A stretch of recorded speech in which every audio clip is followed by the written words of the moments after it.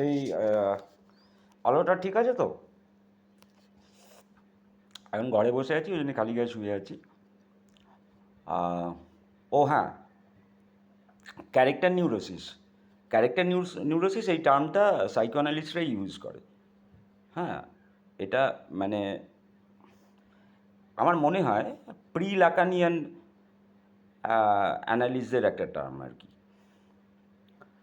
তো যাই হোক, মানে চরিত্র আর কি, চরিত্র গঠন। একটা কথা বলি, আমি তো নরেন্দ্রপুর রামকৃষ্ণ মিশন হোস্টেলে মাধ্যমিক অবধি পড়েছি, উচ্চ মাধ্যমিক পড়িনি। কেন পড়িনি পরে বলবো।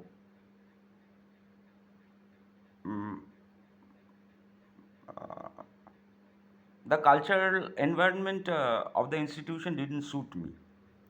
I took it as an insult. I mean, I couldn't take it anymore, their hypocrisy.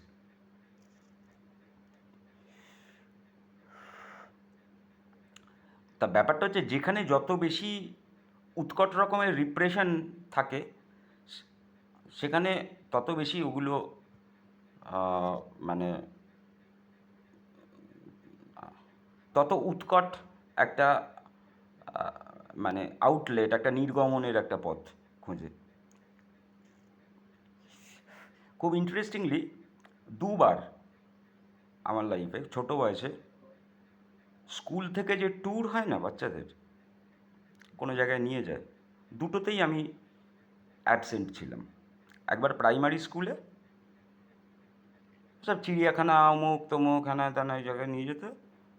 তখন আমি শারীরিক কারণে, কারণ আমার একটু ওই মানে বার্ন্ট ফুয়েলের যে গন্ধটা বেরোয় না বাস ঠাসে, ওই বসলে আমার লাগতো আর কি, আমার একটু নসিয়েটিং লাগতো আর কি, বমি হয়ে যেত আর কি, বেশিক্ষণ সহ্য করতে পারতাম না।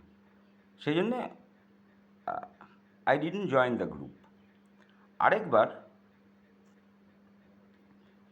মানে তার পরবর্তী ধাপে, মানে দশম শ্রেণীতে, তখন স্কুলের সব ছাত্রদের, ছাত্রী তো ব্যাপার নেই কারণ মনো এডুকেশন, তো তাদেরকে নালন্দা রাজগীর অমুক তমুক ট্যুরে নিয়ে যাচ্ছে। সব সুন্দর, মানে একদম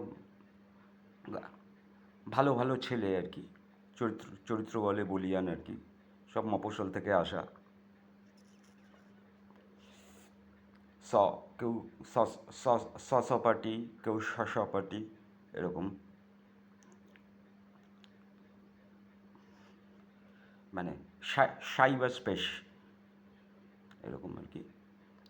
তো ওরা পরে শুনলাম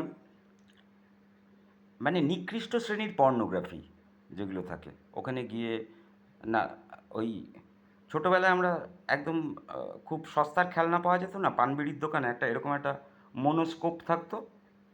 হ্যাঁ, তার মধ্যে ওই ফিল্মগুলোর ফিল্ম রোল থেকে এক একটা স্টিল ঢোকালে ওটার মধ্যে ইনসার্ট করলে এরকমভাবে দেখা যেত ভেতর থেকে।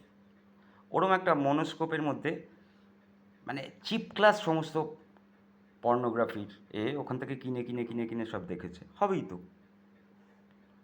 এত উৎকট যেখানে অবদমন, সেখানে মানে প্রচণ্ডভাবে সেক্সিস্ট একটা বদখত একটা মানসিকতা তৈরি হবে। দু চোখে দেখতে পারি না আমি, মানে রামকৃষ্ণ মিশন এই প্রতিষ্ঠানটাই আমি দু চোখে দেখতে পারি না কোনো দিন।